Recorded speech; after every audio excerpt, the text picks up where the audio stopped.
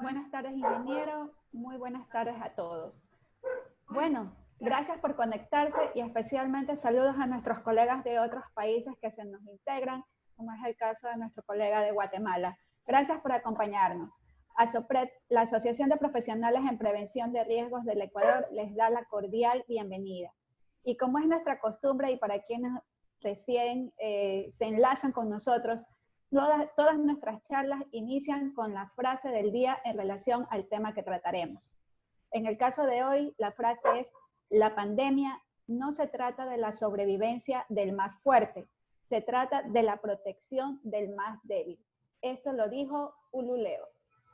Es así que antes de empezar con nuestra capacitación, les solicitamos atentamente que a partir de este momento verifiquen que su audio esté en modo silencio, también que a través del chat nos detallen sus preguntas que surjan durante la intervención, estas serán contestadas al final de la misma. Y por último, nos den sus correos electrónicos para el envío de respectivos certificados, como bien indicaba el ingeniero.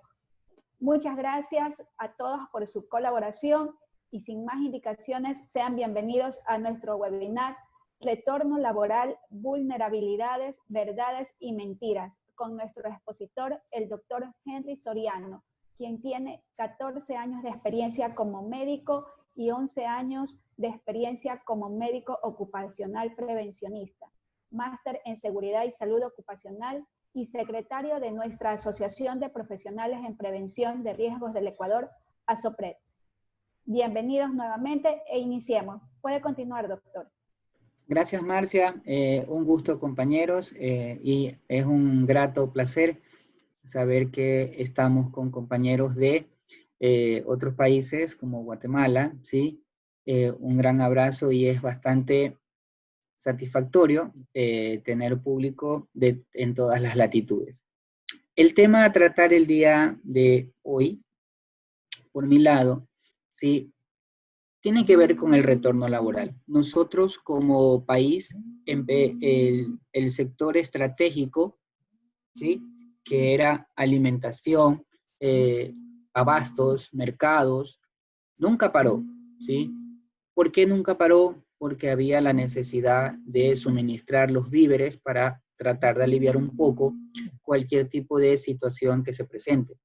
Pero conforme avanzó el primer mes, recordemos que entramos desde el 16 de marzo, sí, perdón, 17 de marzo, al periodo de cuarentena, al 17 de abril ya teníamos pocos recursos y empezaron ciertas empresas a dar un soporte. ¿Sí? Es así que una de las empresas para la que trabajo salió que con salvoconducto rehacía las actividades de mantenimiento de los vehículos, de las flotas que repartían los víveres. Luego, en el semáforo amarillo, ya se permitió al resto de establecimientos a salir y por ende el tema del retorno laboral. Para estas empresas que se iniciaron a partir del semáforo amarillo, fue un poco brusco encontrarse con la cantidad de cosas que debían de cumplir, muy diferente a aquellas empresas que durante toda la emergencia en el semáforo rojo, de a poquito fuimos adaptándonos a la nueva realidad que era hacer el trabajo al 100% con la menor cantidad de personas, eh, utilizando mayor cantidad de recursos de lo que se estaba presupuestado para tal año, ¿sí?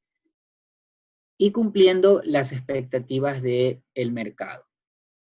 Es entonces que el día de hoy vamos a conocer la definición de retorno laboral, la definición de vulnerabilidad y cuáles son las verdades y mentiras que nosotros nos hemos encontrado en la actualidad sobre el retorno laboral, lo que pensábamos que iba a funcionar, cuando hablo de iba a funcionar en el caso de principalmente el lado médico con certificados de reposo, y nos encontramos en la actualidad con altos que están provocando problemas psicosociales, ¿sí? Que ya se los voy a detallar cuando lleguemos a ese punto. Para ello, el Ministerio de Trabajo, en sus inicios, desde marzo hasta el 24 de abril, cada una de las instituciones subía a sus redes o a sus portales documentos asociados a cómo prevenir, cómo mitigar, cómo evaluar. La autoridad rectora y la que más documentos tiene es el Ministerio de Salud Pública, por ende, por ser un tipo de salud. Luego apareció el Ministerio de Trabajo en conjunto con el Instituto Ecuatoriano de Seguridad Social. Pero ¿quién los unió? Porque cada uno hacía documentos por su lado y a veces redundaban y en otras ocasiones se ponían en contraposición una autoridad con otra. Entonces, el Ministerio de la Producción, Comercio Exterior, Inversión y Pesca les dijo, hey, todos vamos por un solo sentido. Entonces, canalizó todas las documentación, las recomendaciones y crearon este documento que actualmente, elaborado el 12 de mayo del 2020, es la versión 6.1. Quiere decir que anterior a eso hubo 6 versiones, pero la versión 6 es la que acogió todas las instituciones que tienen que ver con el sector laboral, y este 6.1 es pequeñas notitas que ya se fueron puliendo con el tiempo. Recordemos que apareció el 12 de mayo y ya teníamos la experiencia de más de un mes sobre la pandemia. El resumen de este documento del retorno laboral indicaba que se debía evaluar el riesgo biológico, algo que en la actualidad, antes de la pandemia, solamente lo considerábamos los técnicos y los médicos ocupacionales que no nos desempeñábamos en el área de la salud propio de hospitales o centros de atención médica, porque allí el riesgo biológico es muy alto, laboratorios, por el contacto, manipulación de muestras y todo lo demás. Y nosotros teníamos rara vez identificado, ¿sí?, en las matrices de riesgo, pero centrado en el riesgo biológico a vectores, mosquitos, nunca el tema de virus específicamente. Y lo que era en la matriz era en los planes de vigilancia, la vacunación contra la influenza, pero así específicamente un grado de detalle sobre exposición a riesgo biológico, contacto, tipo de contacto, directo, indirecto, personas vulnerables, aforo, todos esos términos, nivel de riesgo, alto, medio, bajo, muy alto, no lo teníamos considerado, y en la actualidad el COVID-19 llevó a eso, actualizar con el riesgo biológico las matrices de riesgo, ¿sí? Y para validar actividades laborales, eso nos tocó a nosotros como contratistas de ARCA, de Tonicor.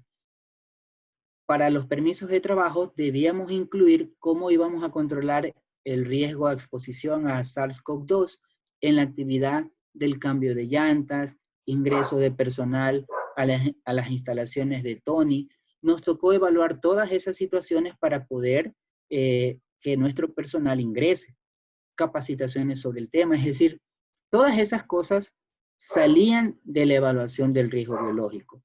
En la actualidad nos encontramos evaluando ese riesgo con los puestos de trabajo que se encuentran activos, porque todavía no se está funcionando al 100%, todavía hay gente que se encuentra en sus casas, en teletrabajo.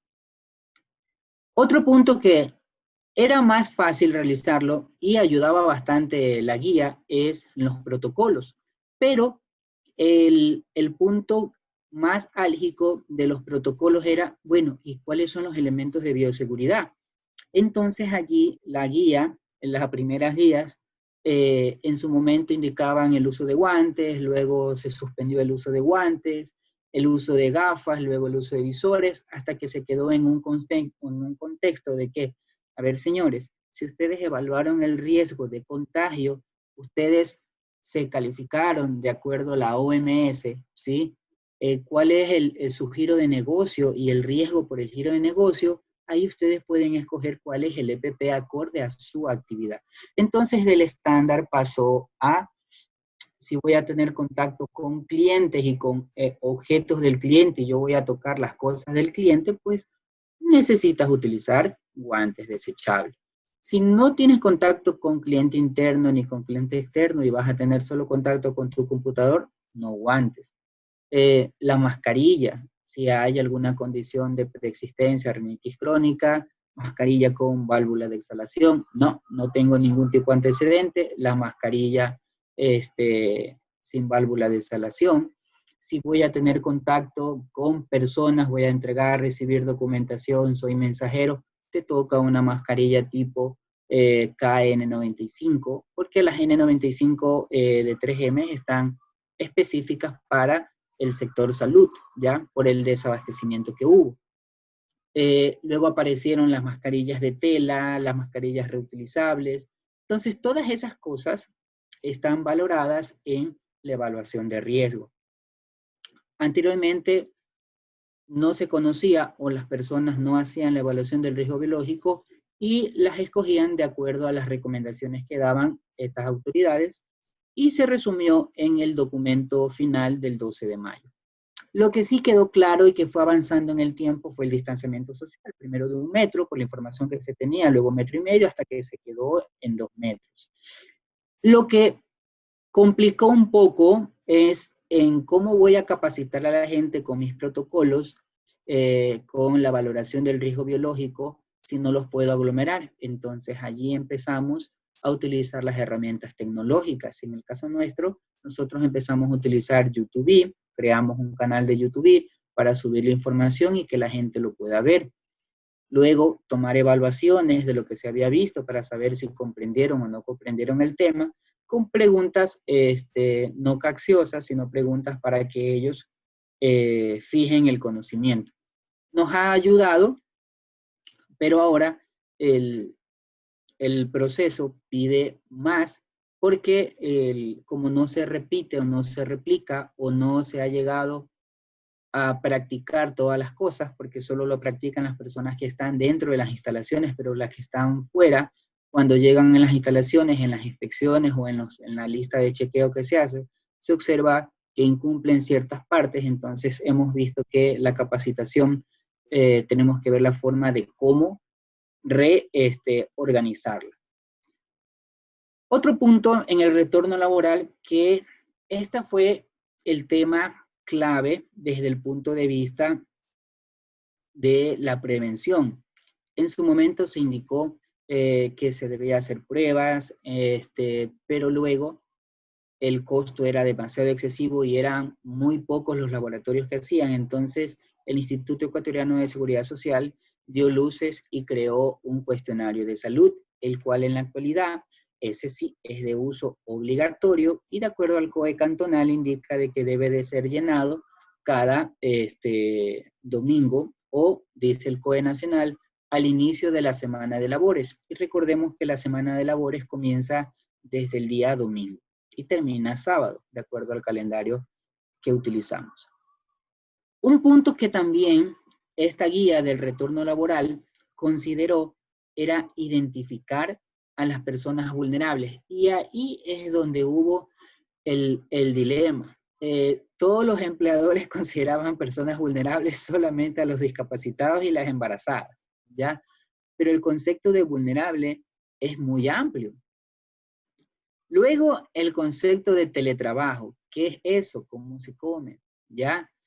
Luego, el siguiente concepto de este acuerdo, el aforo. ¿Qué es aforo? Entonces, todos estos conceptos nuevos son los que las empresas que ingresaron a laborar en semáforo amarillo se encontraron y empezaron a gestionar con la ayuda de la guía. Pero la guía es básica, no dice todo, y por esa razón son los talleres que hemos venido desarrollando para tratar de orientar o fijar pequeños artículos que hay en la ley y facilitarlos a las personas que nos observan. Otro punto que estaba en discusión, que incluso en el chat de ASOPREC, comunidad ASOPREC, indicábamos de que si es obligatorio las pruebas, Pues el último acuerdo del 12 de mayo y 22 de mayo indicaron de que no. Se sugiere, ahí se los copié textual, ya actualmente las entidades de control lo sugieren. ¿Por qué lo sugieren? Lo sugieren porque hay gran cantidad de información científica que indica que las pruebas son una ayuda diagnóstica, no son un diagnóstico. Y la probabilidad de que salgan negativo es bastante alto porque ya se ha determinado de que los portadores asintomáticos no forman títulos de anticuerpos altos en primera instancia. Entonces, pueden ser portadores que están desarrollando inmunidad, pero es indetectable y pueden estar propagando el virus. Es por esa razón que en la encuesta de salud, entre las preguntas que detalla es, ¿usted ha salido a algún sitio? ¿Usted ha estado en contacto con alguna persona? ¿Convive con usted alguna persona con síntomas respiratorios? ¿Por qué razón? Porque eso ya son 3 parámetros para nosotros identificar de que esta persona posiblemente sea una portadora y observarla, ¿ya? Más sigilosamente de algún síntoma que aparezca.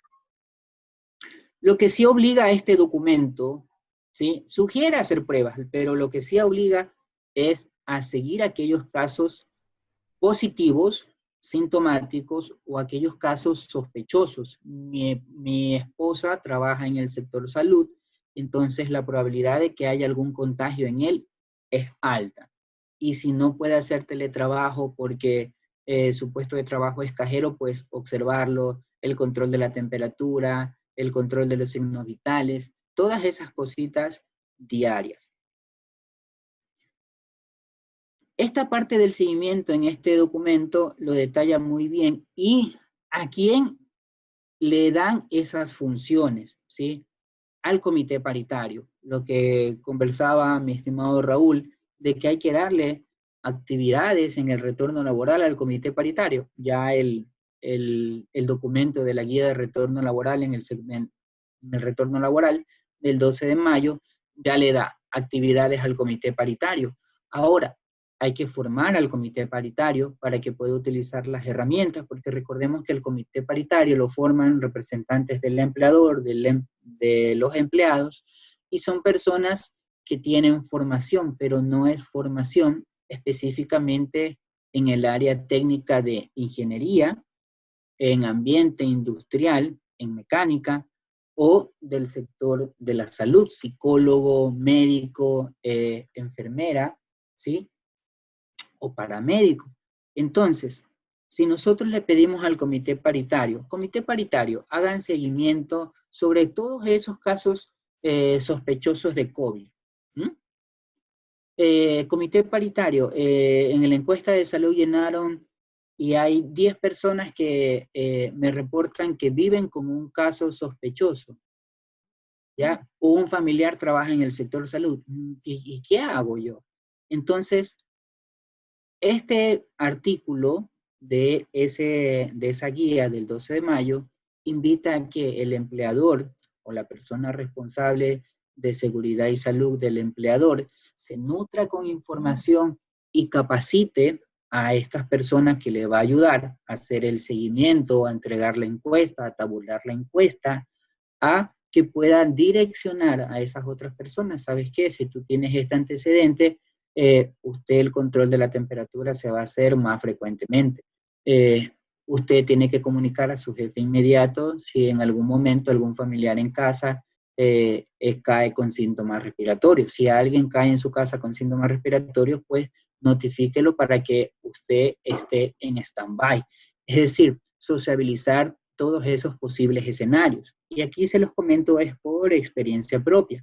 Las cosas que nos hemos nosotros topado en el transcurso de este semáforo amarillo, una empresa, y desde el 20 de marzo, perdón, desde el 12 de abril con la otra empresa. Un punto que esta guía en el retorno laboral toca es, bueno, ¿y qué hacemos con las mascarillas en el caso de que usemos mascarillas desechables o que usemos la mascarilla N95? ¿A dónde las desechamos? este punto nos tocó a nosotros como experiencia, a mí me tocó para ganar una licitación de uno de los contratistas, doy el nombre, Cridesa, nos pidió el plan de manejo ambiental de los desechos biológicos.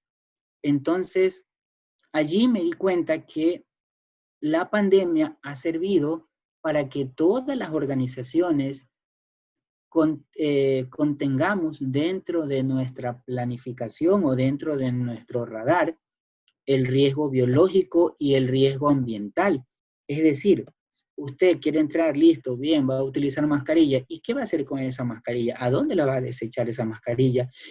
¿Y cuál es el soporte para que esta empresa pida eso? Pues el mismo acuerdo, el cual él detalla cuál es la disposición de los residuos que se van a generar producto de la emergencia sanitaria. Entonces tiene un soporte.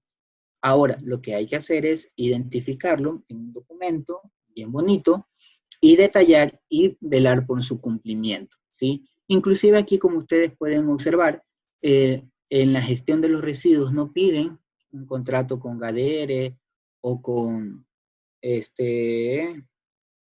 no me acuerdo el otro proveedor de desechos biológicos, sino estos desechos en un tacho negro con tapa, ¿sí? Funda negra, y que se desechen, se envuelvan, se esterilicen y estén en un lugar de reservorio para llevarse ¿cómo se llama? El gestor de desechos. Nada más, ¿sí? Dentro de la vulnerabilidad, entramos a trabajar, nos encontramos nosotros con las señales de distanciamiento, uso de tapaboca, el comedor, si tenemos, ya está, ¿cómo se llama? Como una cancha de fútbol con mucho espacio. Encontramos el pediluvio, encontramos en nuestros puestos de trabajo el frasquito de alcohol, ¿sí? Encontramos videos en las pantallas sobre cómo lavarse las manos, en los baños, encontramos todas esas cosas. Y nos encontramos, bueno, yo soy una persona vulnerable. La ley al inicio indicaba de que los vulnerables quédense en su casa, no salgan. Bueno, el primer mes mis vulnerables lo vieron eso correctísimo.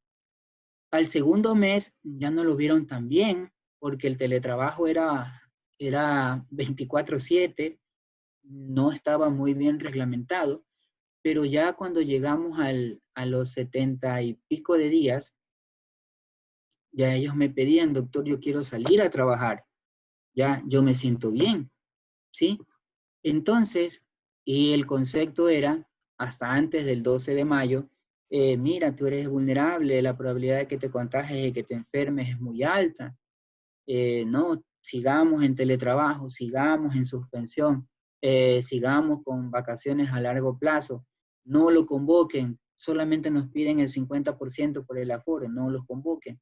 Utilizando las guías del IES, el MDT, el MSP, las recomendaciones de la OMS, ¿sí? Sobre el coronavirus. Pero, desde el punto de vista médico, ¿cuál es el concepto de la vulnerabilidad? Y esa es lo que hizo cambiar la perspectiva de vulnerabilidad al ecuatoriano, porque hasta el 12 de mayo se decía vulnerable, quédese encerrado, ¿ya? Indiferente del riesgo psicosocial que aplicaba eso. Entonces, ya desde la óptica médica y por la experiencia, la vulnerabilidad el médico la considera primero desde la edad. Miren que vulnerables no solamente son los mayores de 65 años, como dice la legislación ecuatoriana. Hemos tenido muertos, ¿cómo se llama? Personas de 24, 26 años, ¿sí? Entonces, aparte de la edad, no solamente son vulnerables los de 60, también hemos tenido mortalidad de ese rango de edad, de 24 a 30 años. Hemos visto en la experiencia médica que la genética influye. No es lo mismo un COVID en una persona de raza negra, ¿sí? Que por el color de piel, la absorción de la vitamina D es un poquito más baja, desarrollan un COVID moderado, ¿sí? A las personas de raza blanca o a las personas mestizas como nosotros. Considerar la carga viral, y eso es lo que actualmente se evalúa ya desde el punto de vista del riesgo. No es lo mismo la carga viral de una persona de limpieza que trabaja en un hospital o en un centro de atención ambulatoria a la persona que hace servicio al cliente, ¿sí? En una empresa de servicios, como una de rastreo satelital o en un taller mecánico, ¿sí? Enfermedades anteriores o preexistencias, como yo le llamo, ¿sí? Si son preexistencias respiratorias, cardíacas, ¿ya? O de tipo inmunológica. Y lo principal desde el punto de vista médico es la atención especializada. Es decir, si yo sé que dentro de mis preexistencias yo tengo una rinitis crónica, ¿ya? Y estoy con antecedentes familiares de presión, de hipertensión, y en el último chequeo médico de la empresa me encontraron de que tenía la presión normal alta, 130/85. Ahorita con esta epidemia, el último control que me hice me salió 130/90. Entonces yo soy candidato a sufrir de hipertensión. Entonces, si yo tengo dolor de cabeza y presión alta, ¿a dónde voy a ir? No voy a ir al médico general, voy a ir a un médico internista o voy a ir a un cardiólogo, ¿sí? Ahora, doctor, eso se puede dar aquí en la ciudad de Guayaquil, que tiene todas las especialidades, pero al inicio de la pandemia eran muy pocos las especialidades que estaban activas, toditas las especialidades pasaron a ser telemedicina. Y un cardiólogo, ¿cómo va a medir la presión? ¿Sí? Si no tiene el esfingomanómetro. Entonces, todas esas cositas son las que se valoró desde el punto de vista médico para considerar en la actualidad vulnerabilidad. Y es así que el Ministerio de Salud nos divide a las personas en dos grupos, los grupos prioritarios y los grupos vulnerables. En los grupos vulnerables, pues se sigue hablando de la mujer embarazada, pero embarazada con riesgo. Recordemos que un embarazo puede tener un embarazo sin riesgo o un embarazo de alto riesgo, que dentro de esas patologías está la placenta previa, ¿sí? El oligohidramnios, poca cantidad de líquido amniótico. Grupos vulnerables, los menores de 2 años, ¿sí? En la actualidad se confundió un poco el COVID-19 con el Kawasaki, pero el Kawasaki es propio de los menores de 5 años y se estaba teniendo signos de Kawasaki en niños de primaria de 7, 9, 12 años. Entonces, eso no es un Kawasaki y actualmente ya se conoce que es un síndrome inflamatorio multisistémico. Las personas con enfermedades crónicas o de alta complejidad.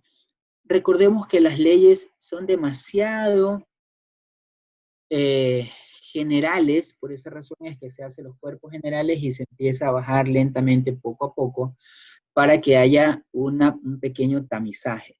Pero así es como nos dividieron, prioritarios y vulnerables. Y son estos dos grupos los que son susceptibles de que si se contaminan con el SARS-CoV-2, desarrollen un COVID moderado, severo o crítico. ¿Qué dice la Constitución de la República del Ecuador en su artículo 35? Que los grupos vulnerables son ancianos, ¿sí? Tercera edad, mayores de 65 años, personas con discapacidad, mujeres embarazadas, niños, ¿sí? Esos es en general las personas del grupo vulnerable y aquellas que tengan enfermedades catastróficas o de alta complejidad. Entonces, por un lado, lo que nos enseña el Ministerio de Salud, ¿sí? Por otro lado, lo que dice la Constitución, y por último lado, lo que son los factores de riesgo de esta pandemia.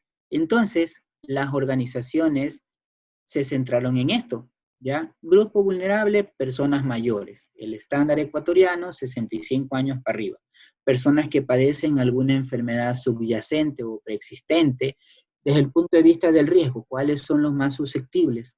Porque se encuentra su sistema inmunológico hiperactivo o hipoactivo, diabetes, hipertensión, enfermedades cardiovasculares, personas que requieren tratamientos continuos aquellos que están con diagnóstico de cáncer y reciben tratamiento, las personas con VIH, o las personas que tienen alguna discapacidad y una enfermedad concomitante. Recordemos que las discapacidades son un amplio espectro de patologías. Puede haber una discapacidad intelectual, pero esa discapacidad sea secundaria a un síndrome de Down, y el síndrome de Down tiene bastantes cardiopatías, ¿sí? Entonces, todas esas situaciones son las que nos llevan a considerar la parte de vulnerabilidad, y que desde el punto de vista de la guía del 22 de mayo dispuso lo siguiente, ¿sí? Para ya recoger toda la información que existía en el Ministerio de Salud Pública, en la Constitución, y la evaluación técnica recogida de la experiencia de España, ¿sí? Recordemos que Ecuador, la normativa legal o la normativa en prevención de riesgos, siempre coge la escuela española, la escuela chilena y la escuela americana. Entonces, en este documento del 22 de mayo, la normativa para el retorno laboral, los puestos de trabajo presenciales, indicó un poquito más, tercera edad 65, no, considera personas mayores 60 años, ¿sí? Embarazadas, y dio el alcance al periodo de lactancia, ¿sí? Personas con discapacidad, personas con enfermedades huérfanas, catastróficas o de alta complejidad, personas con trastornos inmunitarios, aquí ya lo consideró, no solo VIH, cualquier trastorno inmunitario, ¿sí? Fue más allá, fue preventiva en exceso, las personas que son sustitutas o que tienen a cargo de capacidad, y fue todavía más allá desde el punto de vista del teletrabajo, porque cuando las madres empezaron a hacer actividades laborales, tenían la doble presencia. Mi hijito está en casa y yo estoy acá. Ahorita la doble presencia ya no hay. Estoy aquí y tengo que en casa con mi niño, con mi hijo, dando soporte educativo como nos toca ahora, pero tengo que responder dentro de las 6 horas todas las actividades laborales que tengo. Entonces la doble presencia se cambió, ya no es pienso en el hogar, sino pienso en responder con todas las actividades que tengo. Eso lo consideró también este documento, ¿sí? Considerar dentro de el grupo vulnerable enfermedades crónicas, enfermedades catastróficas al cuidado de niños en etapa escolar, ¿sí? Entonces, todas estas situaciones las consideró la guía de actuación, que tiene fecha del 22 de mayo, y que en base a esto, ¿sí? Es la consideración de vulnerabilidad o no vulnerabilidad. Ahora, pero, ¿qué es lo que ha pasado? ¿Sí? Como les dije en sus inicios, ¿no? El primer mes, pues todas las personas vulnerables, listo, déjenme en la casa, no me quiero enfermar, si salgo me voy a morir. En el siguiente mes, ya las personas sintieron el golpe desde el punto de vista de encierro. Estoy 24 horas con estas personas, ay, si han sido buenas estas personas que conviven conmigo. Empezó la parte de insumos, ya, la necesidad de tener contacto con otras personas, y ya el tercer mes, lo que estamos viviendo, ahora en junio, doctor, por favor, déjeme trabajar, pero chico, tú eres diabético, eres el grupo vulnerable, pero yo me encuentro bien. Entonces, ¿y por qué ellos empezaron con esto? ¿Por qué? Porque el mismo acuerdo del 22 de mayo, ¿sí? Y del 12 de mayo indican que si la persona del grupo vulnerable se encuentra estable y tiene el aval o el alta del médico ocupacional con el soporte, esa persona, si se certifica que el nivel de contagio es negativo o controlado con las medidas de higiene preventiva, esa persona se puede reincorporar. Y eso lo dicen los dos acuerdos, tanto el del MTT 6003 versión 6.1, ¿sí? Y el del 22 de mayo. Pero ¿a quién le dejan esa responsabilidad de que la persona ingrese o no ingrese? Al responsable médico del departamento. Ahora, pero solamente el el 8% de las empresas en el Ecuador tienen servicio médico, que son las famosas transnacionales o empresas que facturan cerca de 5 millones anuales. Pero el resto de empresas pequeñas que no tienen servicio médico, ese riesgo no lo pueden adoptar. Y en el caso de que deseen adoptar ese riesgo de traer a su persona vulnerable, ¿sí? Tienen que subcontratar ese servicio. Pero ¿cómo puedo subcontratar ese servicio y que sea eficiente para evitar ese exceso de responsabilidad? ¿Quién me tiene que ayudar ahí? El Instituto Ecuatoriano de Seguridad Social, al cual yo tengo que hacer una carta al director del centro médico o centro de atención ambulatoria más cercano a mi lugar de trabajo, decirle quiero que me valore a esta persona, que me diga si puede o no puede, si su patología, su diabetes, su hipertensión, su VIH está o no está controlado. Si usted me lo certifica para yo ingresarla con todas las medidas de protección posible, porque la persona quiere venir a trabajar, quiere utilizar todos los mecanismos de protección que le voy a dar, pero yo no soy médico, ¿sí? Entonces yo necesito como empleador que ustedes me certifiquen eso de allí.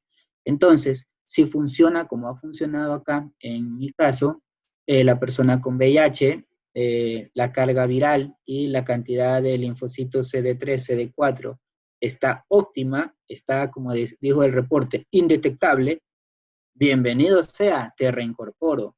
Mi diabético, control de glicemia postprandial, 128, perfecto, 20, te tengo otra vez. A los que no he ingresado son a mis pacientes bronquíticos, ¿ya? En ellos todavía no tengo un reporte eficiente y en ellos sí tienen que ingresar recontra que asintomáticos y sanos, ¿sí? Pero ya estos documentos del 12 y 22 de mayo nos permiten a los médicos ocupacionales ya y al Instituto Ecuatoriano de Seguridad Social a validar su estado de salud y si se encuentran controlados, pues solicitar su ingreso. Ahora, pero este documento o esta solicitud apareció desde el 12 de mayo y se fijó en la cabecita de todos los médicos ocupacionales desde salió el 12, el 22 de mayo, pero en España, desde el 15 de abril, ¿sí? La Academia Española identificó esta tabla, ¿sí? Que esta tabla es la que me ha ayudado a tomar decisiones de si los reincorporo o no, incluso antes de que aparezca este acuerdo, ¿sí? Nosotros los médicos ocupacionales tenemos que recurrir a las ayudas externas, en este caso el Instituto Nacional de Seguridad e Higiene del Trabajo de España nos dio este documento, ¿sí? ¿Y por qué? Porque en España la mayoría de personas que todavía se encuentran, España tiene una longevidad bastante prolongadita, ¿sí? Y tiene personas mayores trabajando, ¿sí? Entonces ellos tenían que ver como la forma o enfermedades como diabetes, hipertensión, ¿sí? Cómo poderlas tener sin riesgo o con el mínimo riesgo haciendo trabajo, ¿sí? En el caso de que sus puestos no sean del área sanitaria y que sean de relevancia para la productividad del país. Entonces, esta tablita a mí me ha ayudado mucho, ¿sí?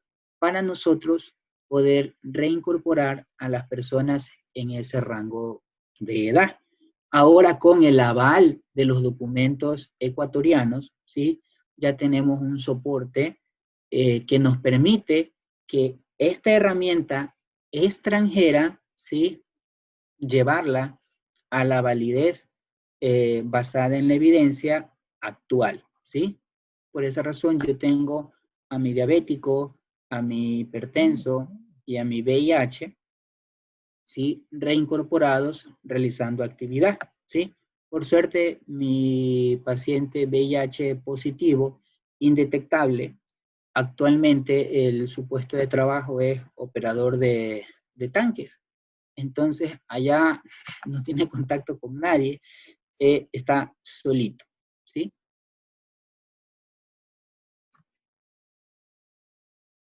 Verdades y mentiras. Aquí les he detallado cuáles son las verdades que existen legalmente y cuáles son las mentiras que se han presentado, ¿sí? Verdades. Que las pruebas rápidas se deben de realizar a personas sintomáticas. Así lo dice estos dos cuerpos legales de los cuales he sacado la mayor cantidad de información, que son los que debemos de seguir, ¿ya?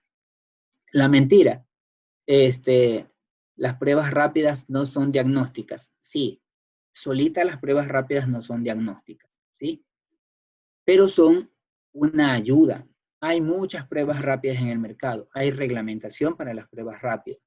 Si nosotros realizamos solamente pruebas rápidas sin el soporte o la orientación de la parte técnica, ahora, con todos los documentos legales que circulan y que están al alcance del usuario en Internet, en las páginas del Ministerio de Salud, Ministerio de Trabajo y en otras ONG, ¿ya? Y en otras organizaciones como nosotros, no es necesario ser médico, ¿ya? Para esto, pero sí para dar un tratamiento se necesita ser médico. Entonces, miren ustedes aquí, ¿cómo funciona la prueba rápida? La prueba rápida tiene dentro de su estructura tirillas que están impregnadas con las sustancias químicas. Pero ¿cuándo funciona y cuándo la prueba rápida ayuda? La prueba rápida ayuda cuando nosotros combinamos los antecedentes, que eso era el tamizaje para ingresar a las personas, dónde vives, cómo están los diagnósticos de COVID-19 en tu sector, con quién convives, cuántas personas mayores viven contigo, menores, todo lo que es el tamizaje, una evaluación de riesgo empírica para saber, ¿sí?, en qué momento utilizar la prueba rápida. Al inicio se vendió de que a todito se debía hacer la prueba rápida, pero no funciona así. La prueba rápida debe de ser utilizada en aquellas personas sospechosas de contagio, ¿sí? Actualmente ya se está haciendo ya más sensible este dictamen de que inviertan en pruebas rápidas, pero en casos sospechosos, no como un cribaje, ¿sí? Porque es ineficiente, ¿sí? Una prueba rápida puede salir negativa ahorita y dentro de 7 días salir, ¿sí? Positiva, y más aún si después de 7 días aparecen síntomas, ¿ya? Y los síntomas de COVID inicialmente son síntomas inespecíficos como fatiga o cansancio, malestar, dolorcito de garganta, ¿sí? Dolor, ¿cómo se llama?, de cabeza, ¿sí? Raros son los pacientes, aunque una compañera se reportó de que en ella, en los casos positivos, se habían identificado con pérdida del olfato y gusto. Entonces, la prueba rápida es útil y tiene significancia cuando se utiliza para confirmar casos sospechosos, ¿sí? Si vamos a hacer a toda la población pruebas rápidas y vamos a utilizar como diagnóstico, salió negativo, todos están sanos, no es fiable, ¿sí? La prueba diagnóstica de laboratorio es la PCR, ¿sí? Por hisopado nasofaríngeo. Otra verdad, el aforo, ese es el término que nos sorprendió, ¿y cuánto? ¿Ya?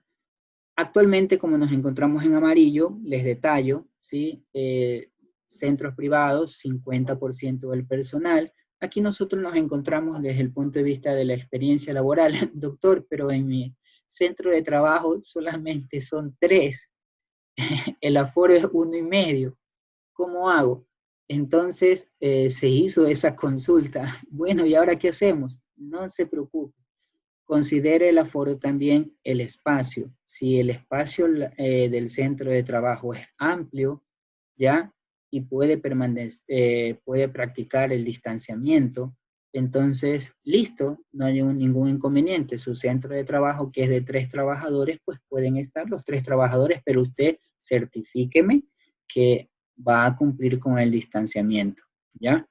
Entonces nosotros lo hicimos, programamos una jornada, dispusimos que las 6 horas de trabajo, ¿sí? Sean desde las 10 de la mañana, ¿sí? 11, 12, 1, 2, 3, 4 de la tarde ya se iban y dábamos la oportunidad de, si se quería comer, comer fuera, y si se quería utilizar el comedor, pues se comía una sola persona en el comedor, ¿sí? No se comían los 3 juntos porque el espacio era pequeño.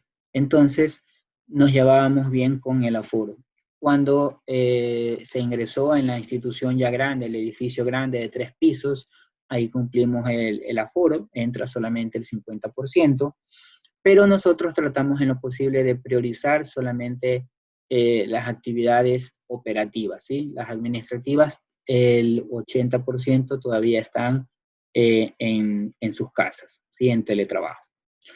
Ahora, una mentira: si soy vendedor no estoy en el centro de trabajo y puedo salir. Esto fue lo que yo expliqué a mis empleadores. Chicos, el aforo no es porque esté 50% en el edificio y el otro no. El aforo es para tratar de bajar la cantidad de personas en la ciudad. Si sabemos que en las plazas laborales de toda de la ciudad son de 1 millón de personas, ¿sí? Y que vamos a sacar a 500.000, la probabilidad de contagio de esas 500.000 es baja, no porque no estén en el edificio, no van a ser, ¿cómo se llama? No porque no estén en el edificio, no los voy a contar. El aforo es eso, tratar de que el 50% de las personas que trabajan se encuentren en su casa y el otro 50% se encuentren en su centro de trabajo, y si ese 50% son vendedores, pues listo, están en la ciudad. Pero ese es el concepto, esa es la idea de aforo que desde el punto de vista preventivo se vendió. No es el 50% del lugar de trabajo, ¿sí? Entonces, sí comprendieron la parte social y por esa razón se priorizó de que operativos y vendedores formen parte de ese 50% de la plantilla, y los administrativos pues nos quedemos o se queden, yo ya estoy saliendo, se queden en las casas, para tratar de evitar la cantidad de personas afuera en la ciudad. La encuesta de salud y el portal web para subir la información. Bueno, ahí es muy fácil.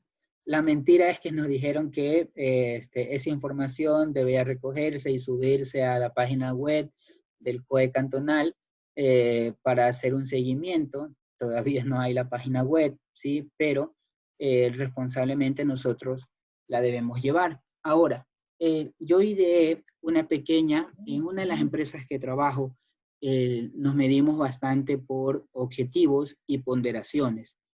Cumples un punto, no cumples 0 puntos, cumples parcial, punto 5. Entonces todos los ponderamos, ya llevo 5 años. Entonces la encuesta del COE nacional yo la ponderé, ¿sí? Para que pueda ser utilizada por cualquier persona que tenga o no tenga conocimiento médico y que de acuerdo al resultado pues sirva. Entonces esa idea loca que nosotros probamos en el tamizaje fue publicada por un médico argentino, un otorrino, que daba el cuestionario de COVID. Y luego el mismo principio en las páginas web del Ministerio de Salud Pública, cuando decía, realiza el cuestionario de COVID.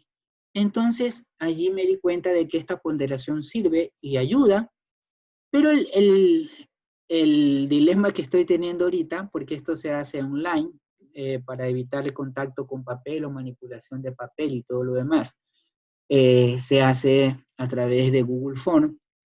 Las personas no leen el final del cuestionario donde dice esta interpretación y para que tomen las medidas. Entonces ahorita se está sociabilizando eso de allí para que tratar de que se llene el cuestionario, le sale cuánto tienes de puntaje y de acuerdo a ese puntaje pues eres asintomático, necesitas sacar una cita médica porque me estás reportando síntomas generales. Y riesgo alto y riesgo muy alto son aquellas respuestas y puntuaciones que tienen relación con el COVID. Entonces, esto de aquí me ha ayudado bastante en ambas empresas a tratar de que aquellas personas que están trabajando y las que no están trabajando, ¿sí? Puedan hacer visitas o hacer telemedicina para tratar de solventar sus necesidades médicas, evitar cuadros graves y miren, me ha funcionado, hemos diagnosticado 2 COVID, ¿sí? Con esta encuesta en personas que están haciendo teletrabajo en casa. Entonces, esto que se ideó el Instituto Ecuatoriano de Seguridad Social ha ayudado mucho porque siembra en las personas ese instinto de búsqueda de si hay o no hay riesgo. Esta es la partecita que me tiene un poquito indignado dentro de las mentiras. El 22 de abril, el Instituto Ecuatoriano de Seguridad Social indicó que se iba a validar los certificados de manera online. Entonces, uno contentísimo, vamos a validar.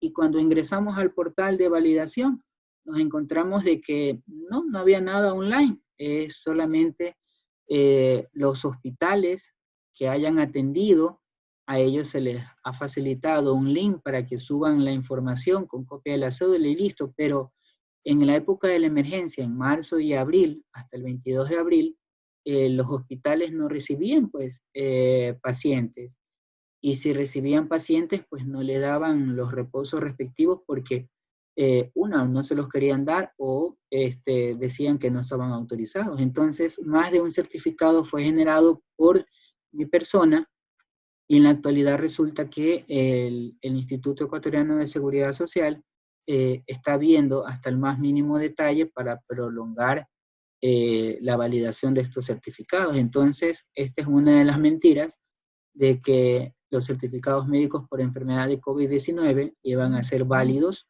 ¿sí? Por cualquier médico con registro dado para paciente, incluso para paciente en aislamiento, que se nos permitía dar hasta 14 días. En la actualidad eso, por parte del IES, lo está desmintiendo.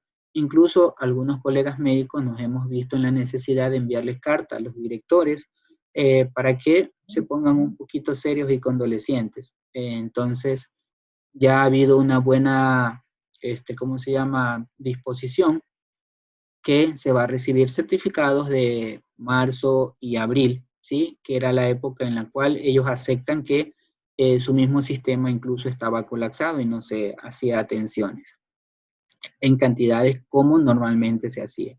Y que los centros de validación de trabajo social pues no estaban atendiendo, ¿ya? Y el correo electrónico que ellos pusieron pues no fue habilitado, ¿sí? En su momento.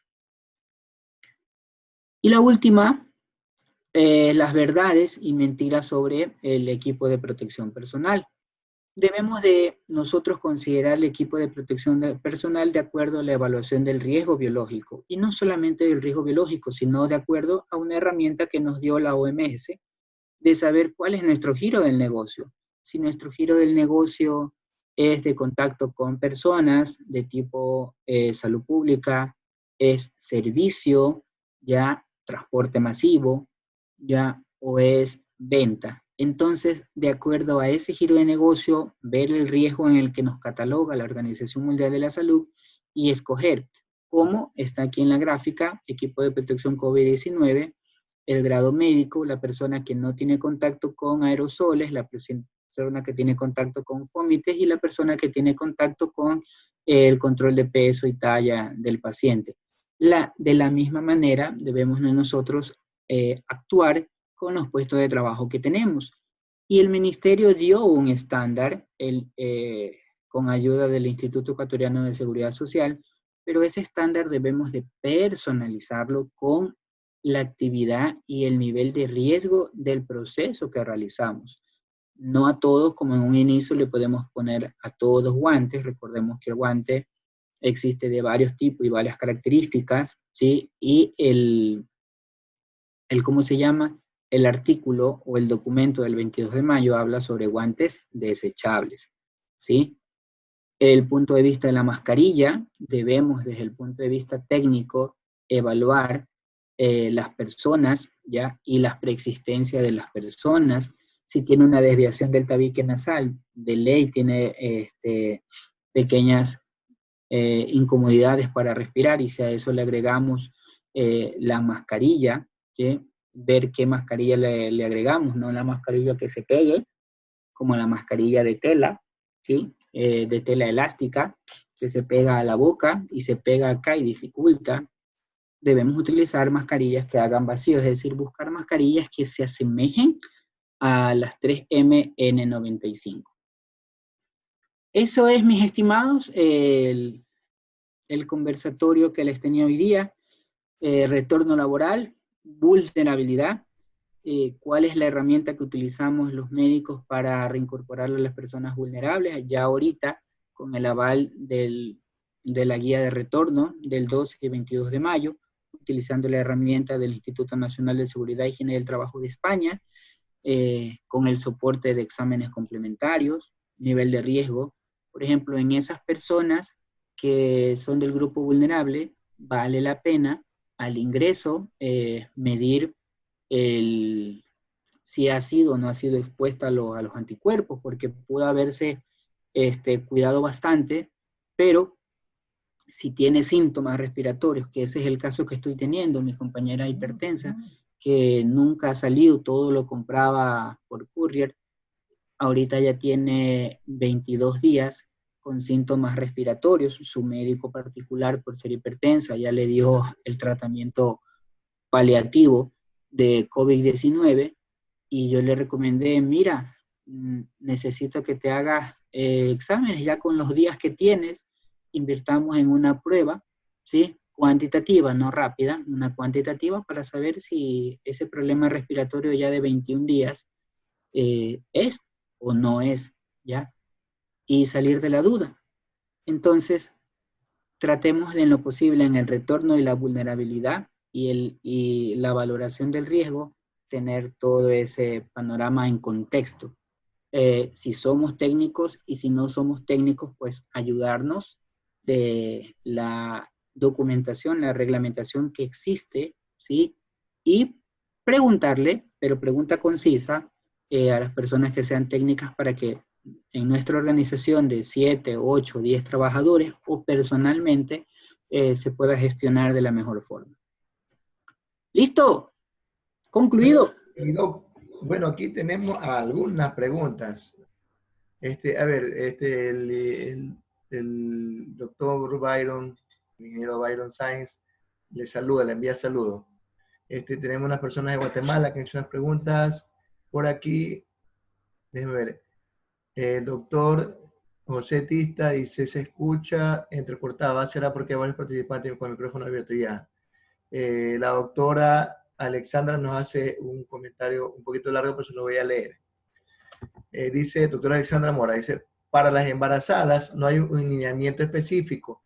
Se indica que por estar dentro del grupo vulnerable deben acogerse al teletrabajo.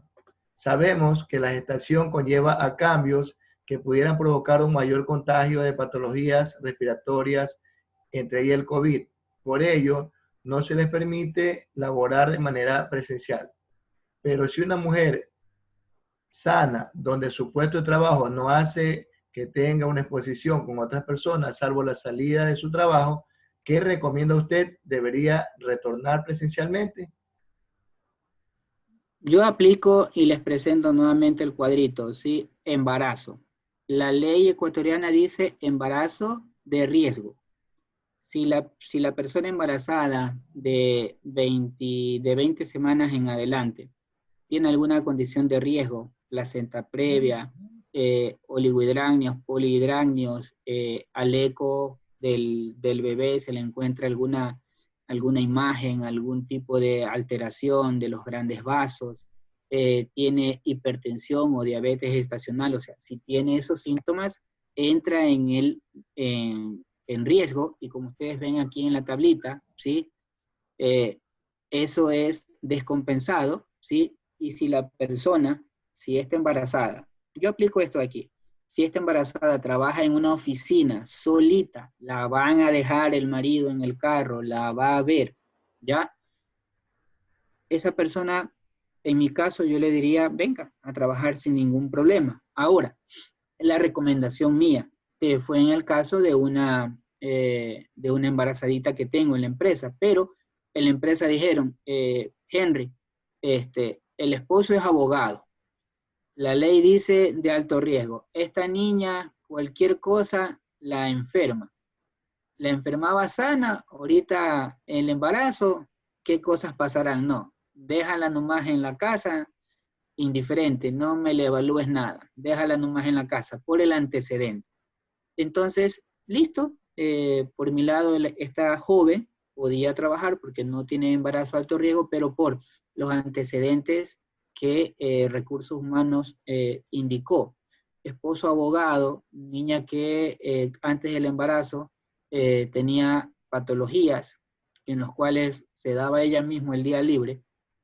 Entonces dijo, cortémonos en sano, dejémoslas nomás.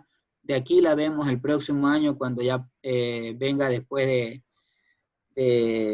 cuando esté en el periodo de lactancia. Así me dijeron. Entonces, en una comorbilidad o complicada, 4, cambio de puesto de trabajo. Pero si no hay complicaciones, el grado 3, ¿sí? Puede continuar con sus actividades siguiendo las medidas pertinentes, ¿no? De acuerdo al nivel de exposición que tenga. Entonces, este cuadrito, mi doctora, le puede ayudar bastante. La ley le dice que si tiene algún riesgo, como las patologías que puse, entonces te quedas por allá. Pero si no tiene ninguna de esas patologías, puede realizar sus actividades. Eso sí, lo que habría es la movilización, ¿ya? Y si no tiene movilización, pues ahí sí, si se moviliza en Metrovía, estar parada, porque ahorita he visto las colas de las Metrovías, entonces no, yo la dejaría. Incluso tengo hasta una pacientita que ya está curado su cáncer, no les puedo especificar el cáncer que tenía, pero curado. Hicimos ¿cómo se llama? La interconsulta, no con su oncólogo, porque su oncólogo es del IES y no nos dieron cita, con medicina particular, y salió todo bien. Y la señorita está realizando sus actividades, ya con el diagnóstico de cáncer curado, ¿sí? Entonces, desde antes que aparezca ese documento, yo he tratado de llevar con este cuadrito la gestión de las personas. Y hasta ahorita me ha ido bien. Ya, también nos indica la doctora mismo, en mi caso pertenezco al grupo vulnerable, estoy en teletrabajo, pero como médico en algún momento dado debo retornar a mis labores presenciales. ¿Cómo debe ser mis cuidados a más de las medidas de bioseguridad si sabe que no contemplan al COVID como una enfermedad ocupacional? Sí, el COVID no es un accidente de trabajo ni enfermedad. Igual, el mismo cuadro hay en la parte del personal sanitario. Y ahí nosotros trabajaríamos como están trabajando ¿cómo se llama? Los hipertensos, diabéticos o personas más de 60 años en los hospitales, ¿sí? ¿Qué es lo que han hecho los hospitales? Y que eso podemos hacer nosotros. Limitar el contacto con enfermos, es decir, a nosotros por ser salud ocupacional, nuestra actividad es solamente 25% curativa. Ese 25% lo podemos hacer por vía telemedicina, solicitar eso. No, yo no voy a ver ningún enfermo. Yo voy a hacer solamente prevención y archivos porque tengo que hacer archivos bastantes, ¿sí? Entonces, hacer telemedicina de las personas que quieran atención médica y aquellas personas que a la valoración de telemedicina necesiten ocultación, pues se lo deriva al Instituto Ecuatoriano de Seguridad Social. Esa sería mi recomendación práctica si acaso usted, Doc, le obliga su empleador a estar presente ya en su puesto de trabajo, ¿sí? Ese sería el alcance. Listo, yo voy, pero yo no voy a hacer salud curativa. Inclusive el 2393 me dice que solamente yo tengo que hacer, y el 1404 es 25% curativo, pero yo soy personal de riesgo, Aquí no tengo el traje espacial de las personas que trabajan en hospitales, ¿sí? Entonces, enfermos no voy a ver, solamente voy a hacer el control de las personas sanas, nada más, y no voy a recibir ninguna persona respiratoria, no, atención médica particular, por mi condición de vulnerabilidad. Y así se han manejado en algunos centros de trabajo. Tengo un compañero mío que él, en la empresa de cartonera donde trabaja, esta empresa no paró nunca, y esas eran las consideraciones. Claro, en él la empresa sí invirtió en el visor, gafas. Él sí alcanzó a comprar la dotación accesible de las N95, y luego a mitad de la pandemia pues empezó a utilizar el traje de bioseguridad. Pero él sí trataba en lo posible de no ver, y él derivaba a los centros del IES que estaban haciendo atención, que el único que trabajó fue el centro de la Bahía, ¿sí? Pero trabajaba solamente hasta las 12 del día, desde las 7 de la mañana hasta las 12 del día. Allá derivaba a los pacientes que tenían algún síntoma respiratorio. Ya, dice, ¿qué pasa con un adulto mayor que tuvo COVID-19? También por edad pertenece al grupo vulnerable. ¿Qué opina usted de su reintegro laboral si su puesto es de estibador y no aplicaría como para teletrabajo? Bueno, allí tiene estibador, ¿ya? ¿Cuántos años tiene? Recuérdame. Es del grupo vulnerable de la tercera edad. Ya, estibador y tercera edad no son compatibles con mi percepción del riesgo. Entonces, esa persona ya debe de estar jubilada, ¿sí? Porque desde el punto de vista técnico de tercera edad, estibador, ya hay el problema osteomuscular. Entonces, desde allí, no solo tengo el riesgo biológico, sino que también tengo el riesgo mecánico y ergonómico. Entonces, esa persona, yo pediría cambio de puesto de trabajo, y si no se puede hacer cambio de puesto de trabajo, pues pediría lo que es el despido intempestivo con todas las de ley, ¿sí? Cubrir todos los años, y que incluso hasta se dé una bonificación y todo lo demás. Pero por 60 años, estibador, desde allí, yo no recomendaría que siga laborando. Ya le dio COVID, aparentemente, en Ecuador hay cerca de 3 serotipos, me corrigió el doctor Koala, ¿no? Ya hay 5. Hay 5 serotipos de virus, la probabilidad que le pueda volver a dar es de un 40%. No va a desarrollar la patología grosera porque es el mismo serotipo, pero el día que abran los aeropuertos pueden ingresar los serotipos que a lo menos en Estados Unidos han sido un poquito más agresivos y tenga alguna complicación. Es como un dengue, me puede dar un serotipo 1 y luego me vuelve a dar dengue y desarrollo ya síntomas un poco más graves que pueden llegar a ser un dengue hemorrágico. Entonces, hasta que no se abran los aeropuertos, yo le permitiría el ingreso, reducida la carga laboral, lo máximo posible, ¿sí? Realizar otras actividades que no sea, y sí pelearía por un cambio de puesto de trabajo si no se lo puede liquidar. Pero eso haría. Ya, doctor, el colega desde Guatemala nos indica, y por aquí creo que nos pasa algo un poquito similar, usted nos puede indicar. Los desechos biológicos deberían ser colocados en bolsas rojas, según normas. En Guatemala es muy difícil el cumplimiento. ¿Qué comentario tiene? Igualito, mi estimado, aquí el Ecuador vio esa novedad. Entonces, en el consenso que se llegó es, listo, no tienes el tacho rojo, ¿ya?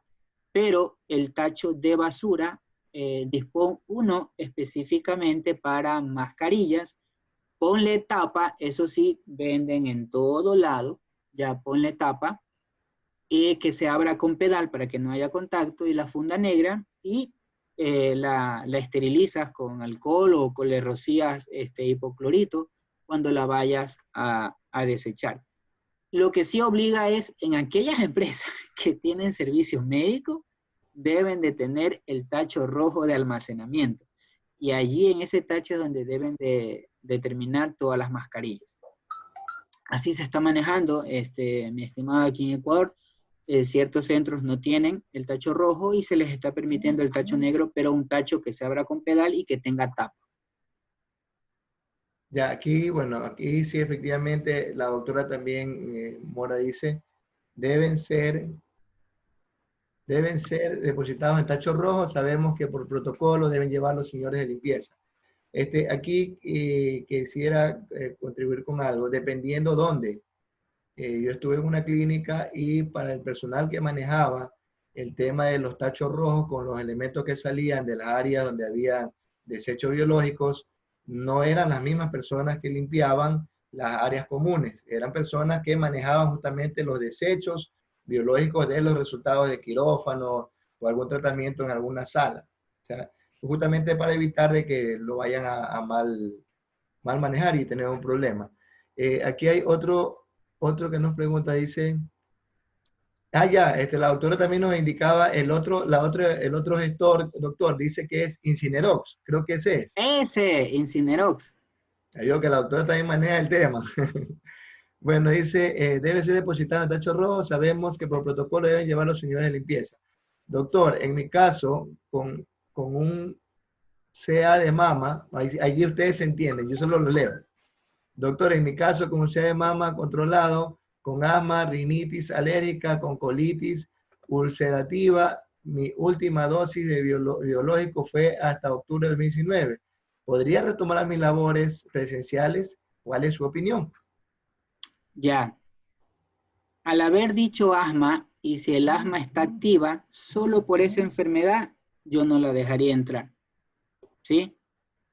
Si no hubiese dictado el asma, y si tengo ya documento de que el cáncer de mama no es metastásico y está curado, porque el cáncer de mama sí se cura, la dosis de biológico para las otras enfermedades están controladas.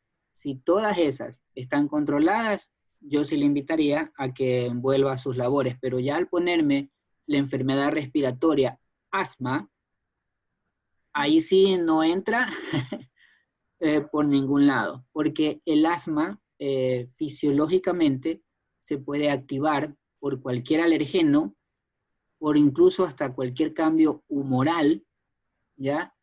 Y por cualquier tipo de agente biológico, virus, hongo o bacteria, que me provoque una reacción inflamatoria. Ahora, ¿cómo controla el asma? Con corticoides. Pero si doy corticoides, reactivo, ¿cómo se llama? A las células de defensa y puedo alterar la evolución del diagnóstico de CA. Si me paso de la dosis de corticoides, voy a provocar una irritación de la parte de colon con la colitis. Entonces, por ese antecedente y por todas las patologías, ¿sí? El tema de mantenerla en teletrabajo, y si acaso yo como empleador la quiero tener presencial, pues la tendría haciendo solamente actividades de oficina o administrativo. No le pondría contacto con ninguna persona, así sea asintomática por el hecho de estar con pandis, ¿sí? Por el antecedente de la enfermedad respiratoria.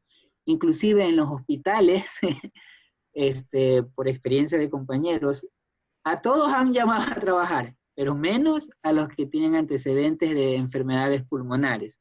Asma, bronquitis crónica, y rinitis crónica, perdón, no rinitis crónica, ¿cómo se llama este de aquí?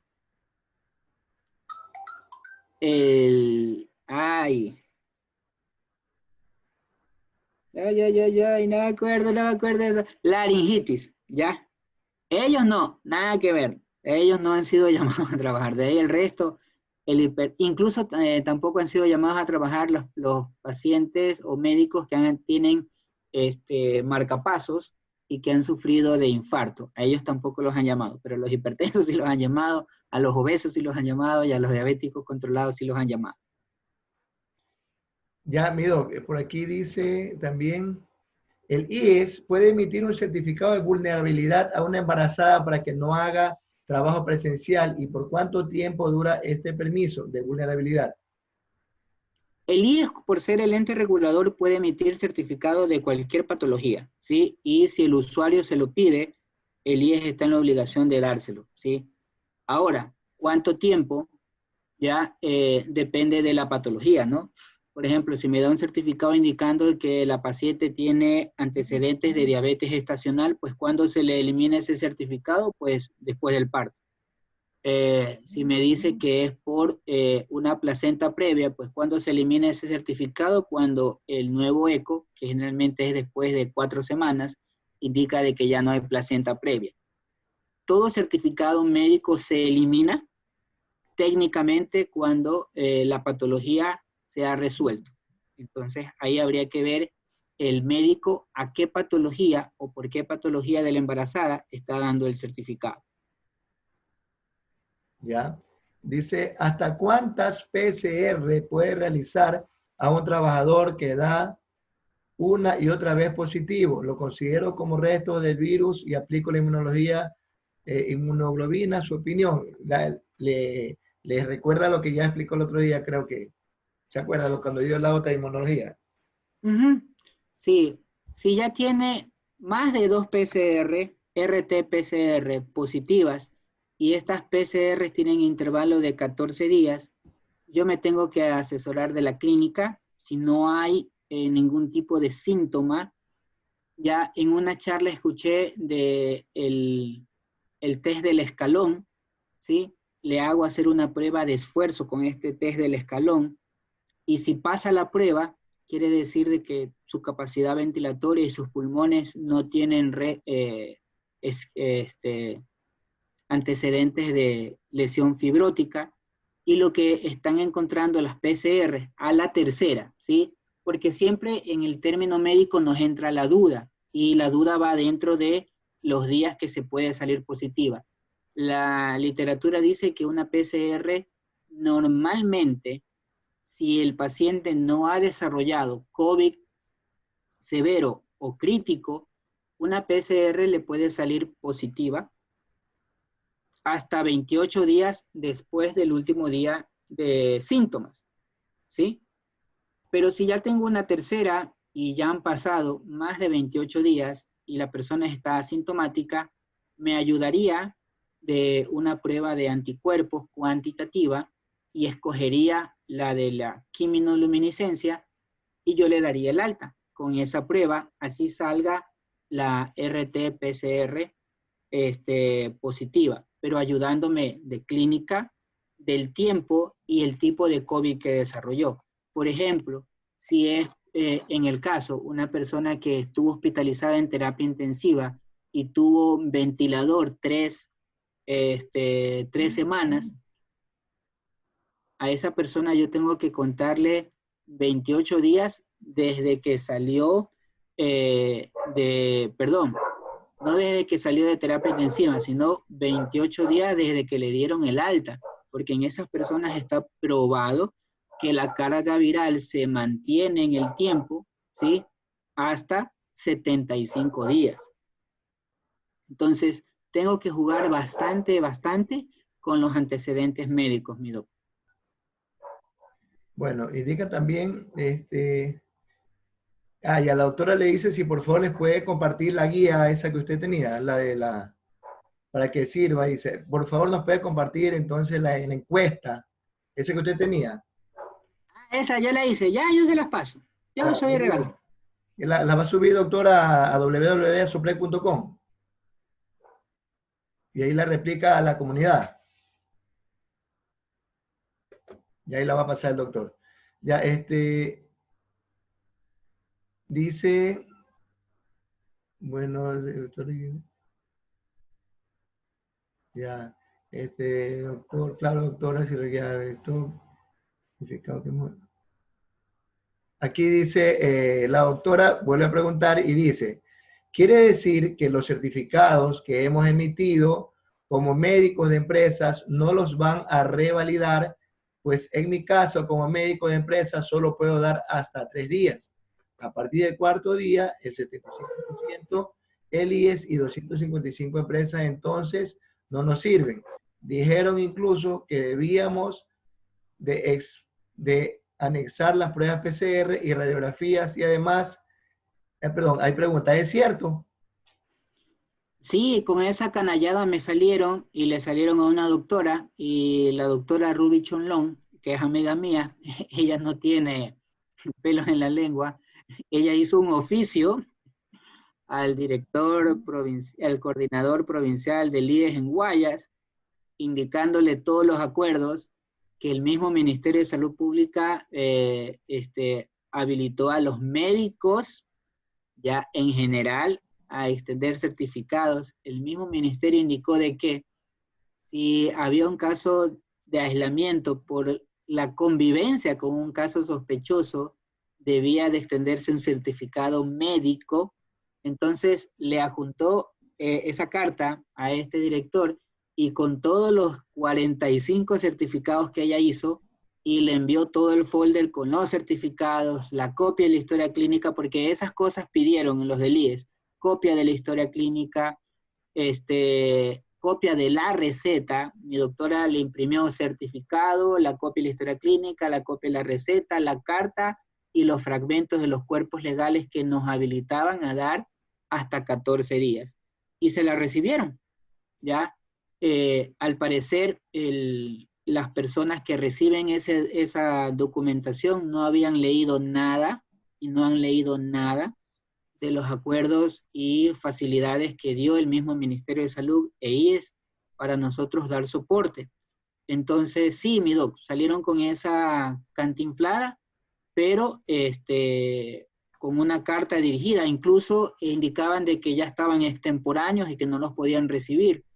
Entonces también en la carta ella le describió que ustedes empezaron a trabajar recién desde el semáforo amarillo y estos certificados son de abril. De allí que le indicaron, listo, los certificados de marzo y abril se los vamos a recibir, ¿sí? Sin inconveniente, pero ya los de mayo y ahora junio deben de ser de especialista, ¿sí? Bueno, Entonces, ya. los de junio están temblando, pero podemos hacer eso. Incluso yo ya empecé a redactar la carta. El coordinador se llama Juan Gabriel Iturralde Gómez, encargado de la coordinación provincial del IES Guayas, y tengo que adjuntarle sus documentos para que se los hagan valer. Una novedad que les cuento, el IES de Durán dio un certificado por 5 días por una rinofaringitis, y gracias a Dios no fue COVID, pero me dicen que esos 5 días lo fragmente, un certificado por 3 y un certificado por 2 días. No le veo lógica, pero no me pidieron más documentación. Pero el IES de Daule sí me pidió toda esa cantidad de cosas del colaborador que fue a Daule a validar, y del IES de Guayaquil me pidieron copia de la historia clínica y copia de la receta para recibirle el documento. ¿Quién dice? El Centro de Atención Ambulatoria Norte de la Marta. No, perdón, es que estaba preguntando a la ingeniera Moreno algo por interno. Ya, verán, aquí viene la típica, ya, bueno, ya estamos cerca de terminar las preguntas que están recién por acá, pero falta todavía las de acá, las que vienen por WhatsApp. Así que, verán, dice, en cuanto al uso de las mascarillas de tela N95, me da alergia. Además, uso el visor. ¿Puede protegerme?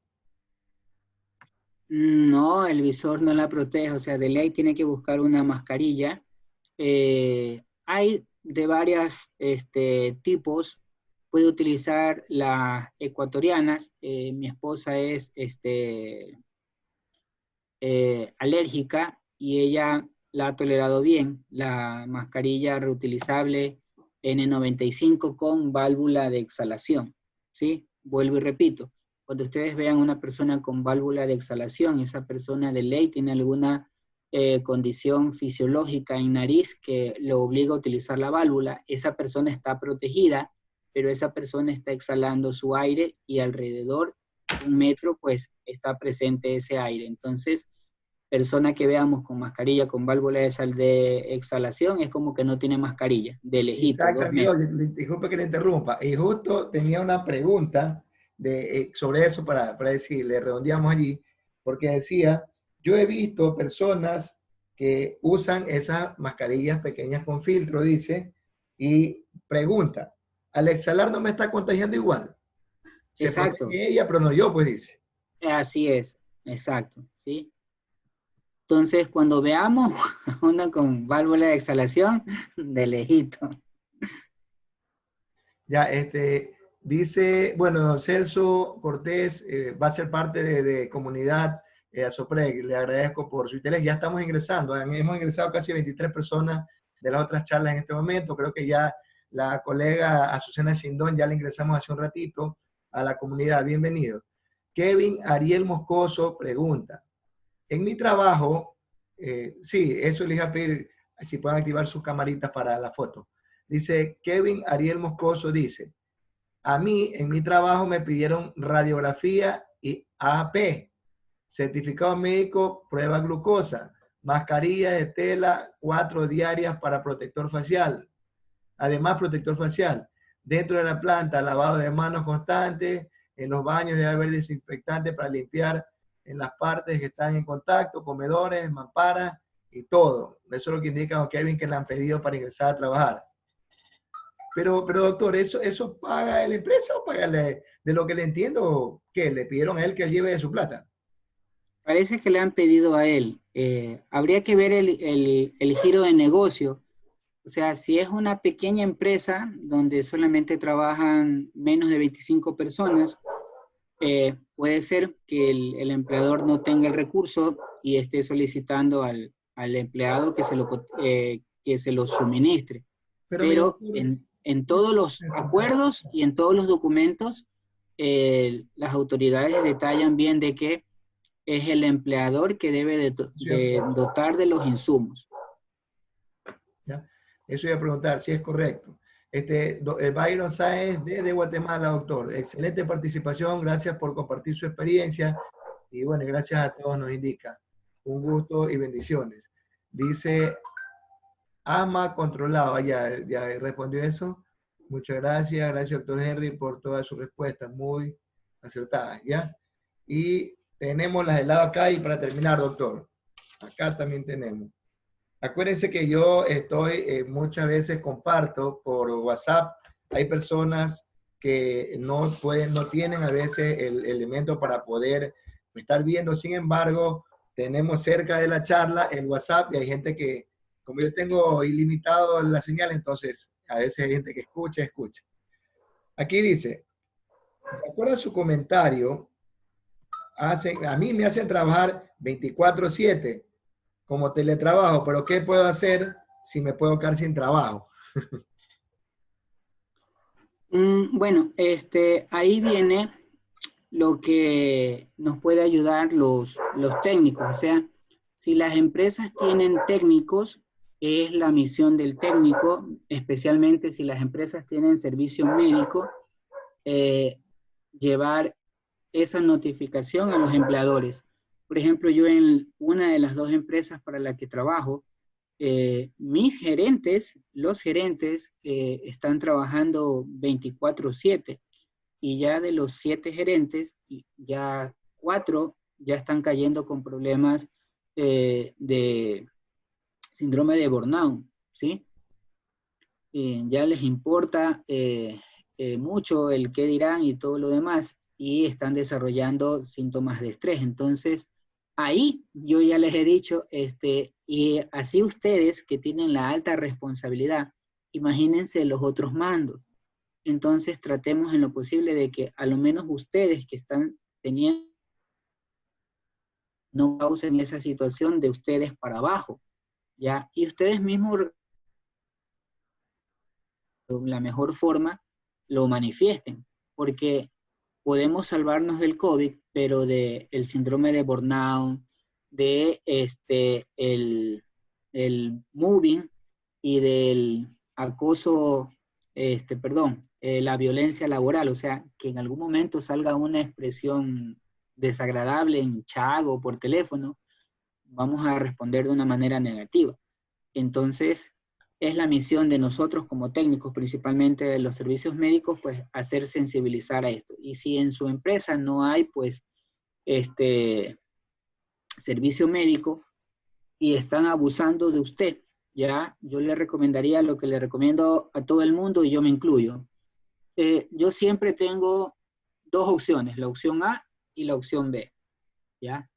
Cuando la opción A ya está afectando mi psique, empiezo a buscar la opción B. Y cuando ya tengo la opción B en mi poder, a la opción A le digo chao y me voy.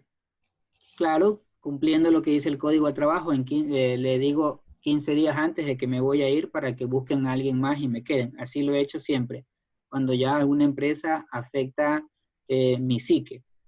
Entonces yo le invitaría a que tenga la opción B, que traten lo posible de elegantemente dejar de decir sí cuando quiere decir no, que sí se puede, y tratar de que si usted está trabajando en un sitio y está trabajando es por un sueldo, y ese sueldo ahorita no equipara a la inversión de tiempo que usted está teniendo, empieza a buscar otras opciones, ¿sí? Porque algo que he aprendido, las empresas por esta pandemia han liquidado de personal y no han visto este súper trabajador, no, han liquidado por volumen. Necesitamos despedir al 10% de la plantilla y Chao. se va el 10%. Recárgale a los demás. Indiferente si ha sido bueno o si ha sido malo, se fue. Entonces, eso, ya, Ya, doctor. trate de siempre, compañero, tener las dos opciones y ya cuando tenga la segunda opción, tratar de salir, ¿sí? No se desviva por un solo empleador. Bueno, estamos casi por terminar. Hay unas cuantas preguntitas más de acá escritas y dice, yo creo que tenemos un comentario, que es una pregunta. Dice, usted con respecto al aforo que habló, en Guayarte presentaron como gran cosa, dice, como gran cosa, una mesa con una división en el centro, que evita de que si yo voy con mi esposa a comer, no interesa que tenga o no tenga un panel enfrente. Si voy con mi novia a comer, no interesa que tenga un panel enfrente. Sin embargo, en el entorno de la mesa pasan personas a 10 centímetros, 20, me imagino que eso es lo que dice. O sea, ¿de qué sirve que tenga un panel enfrente con la persona que yo comparto siempre si alrededor va a pasar personas infectadas?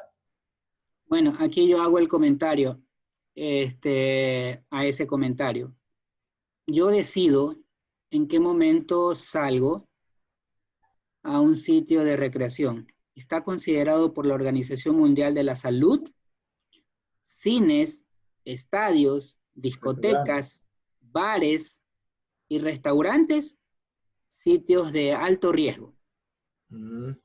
Entonces yo decido, o sea, recordemos que es un negocio, ese negocio tiene que ver la forma de cómo generar ingresos y cómo subsistir esa familia. Entonces ellos van a hacer la inversión empírica, pero yo decido ir o no ir, ¿sí? Entonces, por mi lado, yo en el mes de enero del 2021 Yo visitaré también, algún restaurante, ¿sí? posiblemente. Ese restaurante, ese Guayarte, tiene que hacer lo que han hecho el Chifa de por mi casa, servicio a domicilio, ¿sí?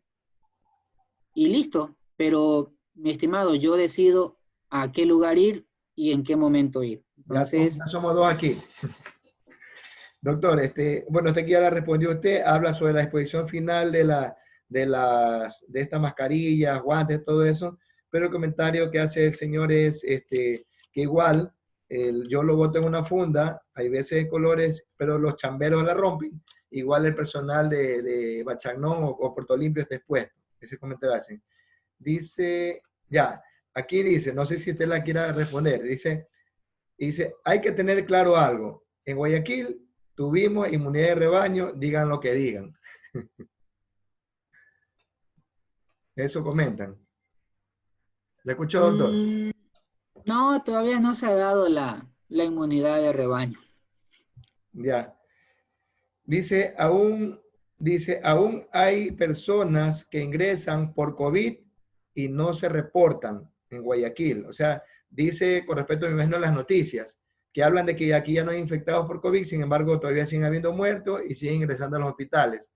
Pero dicen que, referente a que las noticias dicen que prácticamente ya todo está controlado acá. Claro, hay un sesgo informativo y también yo les comparto una notificación. Hubo un caso confirmado de COVID, el papá de una compañera en la ciudad de Quito, fue hospitalizado en el IES y la compañera vive con su papá. Entonces ella no tenía síntomas, ella buscó hacerse atender, notificó de que ha vivido con un caso positivo y qué le dijeron los médicos del Instituto Ecuatoriano de Seguridad Social, el área de emergencia, no la podemos recibir porque no tiene síntomas, vaya a su casa, cuando tenga síntomas venga. Entonces, eso no es así.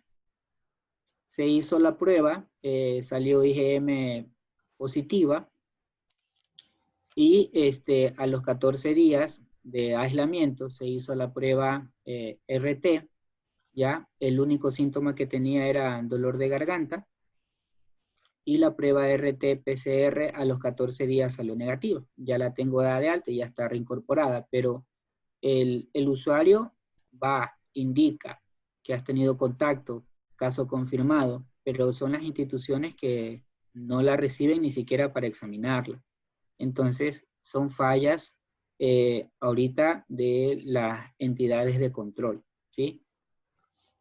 Bueno, doctor, y la última, que creo que es la peor pandemia que ha habido y nos está sucediendo a muchos, que no tenemos... No, la gripe española ha sido drástica. No, El ébola fue drástico en África y el MERS fue drástico en los países que ahorita están muy bien, que no han tenido casos. Lo que pasa es que actualmente tenemos mucha información. Actualmente los ojos del mundo están en Oriente, ¿sí? Y cualquier cosa que pase en Oriente, en Occidente, se le da toda la atención, ¿sí? Entonces, esta es la primera pandemia sociabilizada, ¿ya? Pero hemos tenido algunas, ¿sí? Y cada una ha sido más relevante que la otra por el número de fallecidos. Ahorita la tasa de mortalidad del COVID-19 a nivel mundial es de 5.4% de la población del mundo. Entonces, dentro de poco va a llegar a los muertos que tuvo la gripe española, ¿sí? Ya pasamos el medio millón. La gripe española se llevó 1.400.000 y estamos todavía en el tiempo. Entonces, esta no es la pandemia más socializada, sí, pero no es todavía, no va a ser la última, ¿ya? Tenemos estadísticamente que cada 20 años hay una pandemia. Lo que debemos estar es preparados, ¿ya? por último, doctor, dice el señor Roberto, otra peor pandemia es la económica. Dice, toca salir. Ya, es que por esa razón yo soy de la idea de que el encierro, como lo decía la literatura, 40 días, ¿ya? Listo, a los 40 días tú tienes que haber encontrado una solución. Lastimosamente a nosotros nos tomó 72 días. Y dentro de los 72 días, pues, empieza a haber soluciones. ¿Por qué razón? A lo menos un país que no tiene producto, ¿cómo se llama? Industrializado, depende mucho de fuera y de que es un país agrícola y camaronero y bananero. Si no hay nadie quien compre, ¿de qué vas a vivir? Entonces hay que buscar. Entonces, salir a semáforo amarillo fue una buena decisión. Yo comparto esa decisión, ¿sí? Pero salgamos de una manera educada, respetando los derechos civiles y los derechos de salud que tienen todos. Y como les digo siempre, el Ecuador tiene las mejores leyes.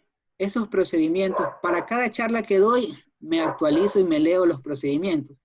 Son unos procedimientos, mis respetos, hasta la última coma, desde el punto de vista preventivo, lo consideran. La parte difícil es ponerlo en la práctica, ¿sí? Y esa es la misión que tenemos todos, ¿ya? Es difícil, pero debemos ponerlo en práctica. Y rescatando, cada uno hace lo mejor que puede con los recursos que tiene. Por ejemplo, Guayarte, su recurso es la comida, el turismo, entonces dentro de sus recursos, eso es lo que optaron, ya depende de nosotros de forzarlos. Y por ejemplo nosotros, el salchipapero de la esquina de la circunvalación de Mucho Lote 2, se vio en la necesidad de hacer producto a domicilio y gracias a eso subsistió. Pero los otros salchipaperos y las panaderías que no tuvieron eso, ahorita están cerradas, ¿ya? Entonces, todo depende de la viveza criolla que tengamos. Lo mejor que pudo haber pasado es que a los 70 días se evaluó la situación como debe de ser y ya salimos, ¿ya? Haya sido ya inmunizada la mayoría de la población o no, que lo dudo desde el punto de vista técnico, pero hay que afrontar la situación desde el punto de vista técnico, ¿sí? Y ahorita ya me da gusto que sí veo la mayor cantidad de gente utilizar alcohol, los veo con alcoholcito en los bolsillos, los frasquitos y mascarilla, aunque todavía veo gente que va a estornudar y hace esto, se baja la mascarilla. Baja la mascarilla y achú. Sí, es verdad. Entonces, pero esos puntitos son porque a lo menos el doctor Albuja y yo no lo hemos tocado en redes públicas, pero para eso es la mascarilla. Pero bueno, ya me es grato ver a lo menos ese EPP de dominio público, ¿sí? Y hay de todos los colores y todos los sabores. Bueno, mi doctor, muchísimas gracias a todos. Que Dios les bendiga, pues ha sido una tarde muy, muy bonita, tarde y noche. Se han intercambiado muchas ideas y le puedo decir que ahora tenemos también seguidores en Chile. Un saludo a la doctora que nos ha mandado un saludito ahí. La acabo de ingresar al grupo de WhatsApp de comunidad y le transmito pues a los demás colegas. Miren, tenemos amigos ahora en la comunidad, tenemos de Guatemala, Chile, Perú, México, Colombia y Venezuela.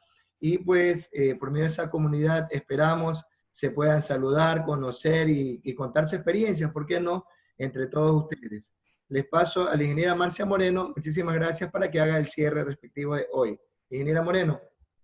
Bueno, realmente ha sido una tarde, noche bastante interesante con el tema del doctor Soriano, que es un tema que en este momento está en auge, que es el retorno laboral. Y a la vez los invitamos a nuestro próximo webinar, que es el día jueves 18 a las 18, con el doctor Álvaro Campos, nuestro expositor invitado, con el tema cómo elevar el sistema inmunitario. Todos sabemos que con el tema del COVID, lo importante es tener arriba nuestro sistema inmunitario para poder afrontar y que no nos dé este mal tan fuerte, ¿no? Entonces, él nos va a dar esos tips, también su experiencia para justamente contrarrestar al virus, ¿ya? Y también nuestro evento estrella, no se pueden perder y ya desde ahorita vayan agendando esta fecha, el 20 de junio, día sábado a las 17 horas, donde tendremos nuestro primer conversatorio interdisciplinario con varios especialistas invitados, quienes nos van a dar su punto de vista respecto al rol de los profesionales en seguridad con respecto a nuestra nueva realidad. ¿Ya? Y también los invitamos a que visiten nuestro Instagram, nuestras redes, nuestro Facebook, visiten nuestro fanpage, que ya lo tenemos casi listo, ¿ya? Donde van a poder ver las información, todos los mensajes, nuestros webinars, el calendario de eventos, que tenemos a disposición de ustedes. De igual manera, nuestra comunidad Sopred en WhatsApp también, todos son bienvenidos quienes deseen participar para hacer el intercambio de experiencias a través también de esta vía. Y por último, y muy importante también, es que visiten nuestra página web www.asopred.com, donde también podrán encontrar e ingresar a nuestra biblioteca virtual, donde van a encontrar libros, manuales y demás materiales, reglamentos nacionales e internacionales, para poder hacer sus diseños y consultas de manera técnica con respecto a la cultura preventiva y mejores aplicaciones y buenas prácticas en sus empresas y, por qué no, también en su hogar. Así es, agradecemos a todos su presencia y que tengan una excelente noche. Y nos vemos el día jueves a las 18. Muchas gracias y hasta mañana. Gracias por su presencia. Hasta pronto.